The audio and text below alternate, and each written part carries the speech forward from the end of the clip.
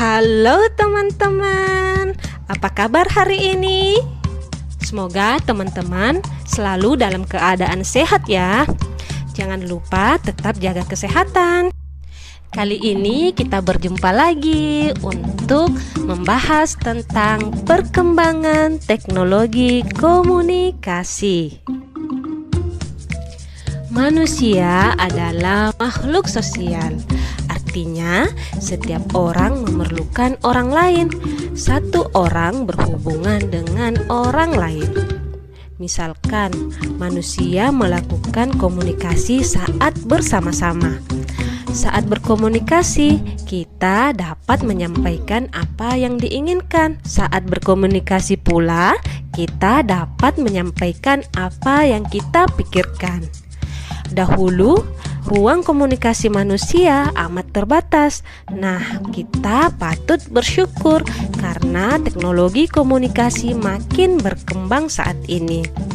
Sehingga kita dapat berkomunikasi dengan siapa saja dan di mana saja, walaupun jarak kita berjauhan. Oh iya, ngomong-ngomong, kalian sudah tahu apa itu komunikasi? Oke, betul sekali. Komunikasi adalah cara penyampaian gagasan antar manusia. Komunikasi ini dapat kita lakukan baik secara langsung maupun tidak langsung. Komunikasi secara langsung adalah komunikasi yang dilakukan tanpa menggunakan alat. Misalkan, komunikasi langsung berhadapan, bertatap muka, tanya jawab, berdiskusi, dan bermusyawarah. Nah, komunikasi langsung ini dilakukan sejak zaman dahulu. Komunikasi dilakukan secara tatap muka dan pesan disampaikan secara lisan. Kemudian ada komunikasi secara tidak langsung. Komunikasi tidak langsung adalah komunikasi yang membutuhkan alat. Teman-teman tahu tidak, zaman dahulu juga orang-orang sudah menggunakan komunikasi tidak langsung ini. Namun alat-alatnya sangat sederhana atau secara tradisional. Mereka biasanya menggunakan ini untuk berkomunikasi jarak jauh atau tidak bertatap muka. Nah, apa saja alat komunikasi tradisionalnya? Oke, yang pertama adalah asap. Suku Indian menggunakan asap untuk berkomunikasi jarak jauh sebagai tanda atau pesan bahwa adanya bahaya. Kemudian ada kentungan. Nah, di Indonesia sendiri, kentungan digunakan untuk menyampaikan tanda bahaya bagi warga. Lalu ada gong.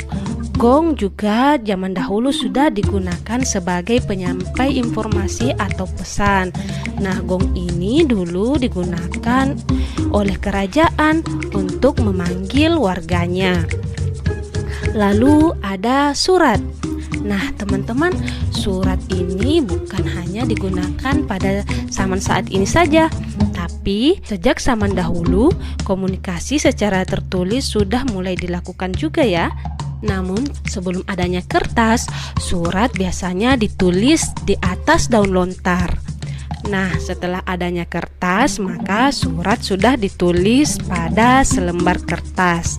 Pengiriman surat zaman dahulu diantaranya melalui burung merpati atau biasa disebut dengan merpati pos.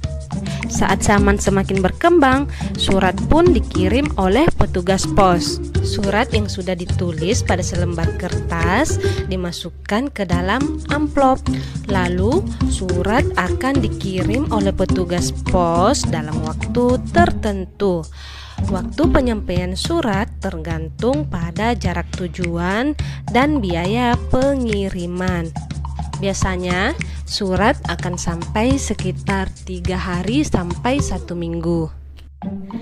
Nah, teman-teman, pada saat mesin cetak diciptakan, sudah mulailah menggunakan media komunikasi modern, surat kabar atau koran. Dengan koran ini, kita mendapatkan informasi baik dalam negeri maupun dari luar negeri, tetapi dengan cara membaca. Lalu ada radio. Dengan radio ini, penyampaian informasi jarak jauh sudah menggunakan suara. Berbeda dengan koran. Koran kita membaca, namun radio hanya mendengar. Radio ini awalnya hanya digunakan untuk sumber informasi atau menyampaikan informasi. Namun seiring berkembangnya zaman, radio juga digunakan sebagai media hiburan. Kemudian teknologi berkembang lagi sehingga muncullah televisi. Nah, televisi ini merupakan media komunikasi untuk menyampaikan informasi melalui tulisan, suara, gambar, ataupun video, sehingga kita dapat menerima informasi dengan melihat, membaca, dan mendengar informasi yang disampaikan. Awalnya gambar pada televisi ini hanya berwarna hitam putih saja loh teman-teman. Namun berkat kemajuan teknologi, televisi semakin berkembang dan lebih berwarna seperti sekarang ini. Pada masa berikutnya muncul pesawat telepon ya teman-teman. Manusia sudah mengenal surat dan telegraf sebelum ditemukannya telepon. Namun surat memerlukan waktu berhari-hari dalam menyampaikan pesan dan komunikasi yang dilakukan secara tertulis saja. Sedangkan telepon digunakan selain untuk menyampaikan pesan secara tulisan berupa pesan singkat atau SMS, juga dapat menyampaikan pesan melalui suara. Telepon muncul pertama kali pada tahun 1800-an ya teman-teman, berdasarkan hasil penelitian tentang gelombang bunyi oleh Alexander Graham Bell. Namun pada uji coba pertamanya daya jangkau telepon sekitar 8 mil saja teman-teman. Setelah adanya satelit telepon, barulah daya jangkau telepon semakin luas sehingga komunikasi dapat dilakukan lebih jauh lagi, akan sampai ke luar negeri atau antar negara. Lagi-lagi dengan adanya teknologi komunikasi, telepon berkembang lagi menjadi telepon genggam atau biasa disebut dengan ponsel. Nah, ponsel ini merupakan alat komunikasi modern yang terus mengalami pembaruan. Ilmu alat komunikasi berkembang agar manusia dapat berkomunikasi lebih mudah, cepat, dan nyaman walaupun jaraknya berjauhan. Sehingga muncullah media komunikasi masa kini, yaitu aplikasi penyampai pesan.